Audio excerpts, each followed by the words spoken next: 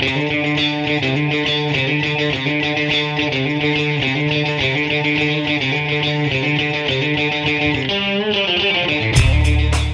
we're back with more of the Tahoe Outdoors Show. This one's slightly different. We're not out on the lake, we're not out skiing. We're here at the South Tahoe Public Utility District, which is a crucial part to this community. Everybody wants to flush it and forget it, but there's a lot more that goes into it. You gave us a rundown of the entire process in general, but you brought up a really cool point about the bacteria process and that natural clarifying process. Talk about that. Well, it's what we call activated sludge, and it involves the natural bacteria that come in with the wastewater itself. And what we do is create conditions, dissolved oxygen, the amount of waste that comes in, the size of the tank, to get these bacteria to grow and thrive. And they break down pollutants and convert it to solids that will settle. And in fact, that's what's happening in this secondary clarifier. And that's what right here behind us, which is even where the ducks are enjoying it right now. So yeah, it's on its way to being disinfected. What's the next step from here? Well, that is the next step is more filtering. So there's a series of pumps that'll pump to filters. It'll get filtered one last time. Then it's disinfected with hypochlorite.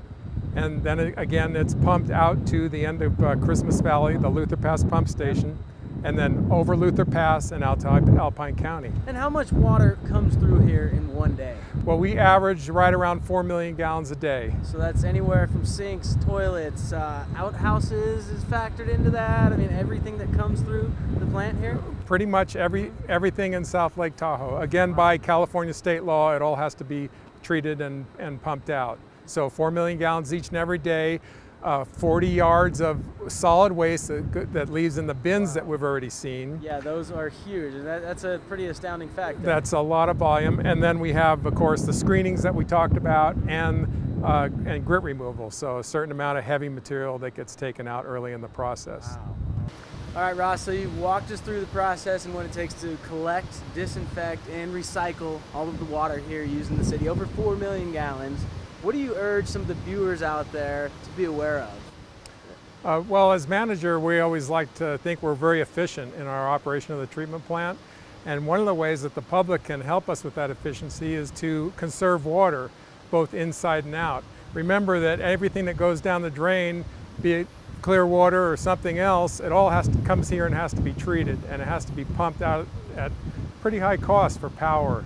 So conservation is something that we stress for our users. Whether it's indoor or outdoors or just the most minimalistic things, everything essentially that goes down the drain is going to raise the cost for the consumer in the end. Right? It is going to in the end. Every drop eventually comes back around in cost, despite however efficient we can hope to be out here. So that's the main thing. And then there's other incidentals like be careful what you flush. Yeah, absolutely. Yeah. There's a lot of products out there now that cause problems for us. They're quote flushable, but they can create problems. So consider that before you spend money on some of those rather expensive, cleaning aids and such that are not the best for our collection system. All right, Ross, we want to thank you for getting out here. Thank you, Mike. It wasn't the best smelling adventure, but it really opened our eyes here and let us know how large of a process this is and really what happens after you just hit the flush button on the tank there. So we appreciate that. Well, thank you for coming. We appreciate the visit, and we're happy to have tours anytime. All right, make sure you guys conserve your water and keep the cost low here in Tahoe. We'll be back.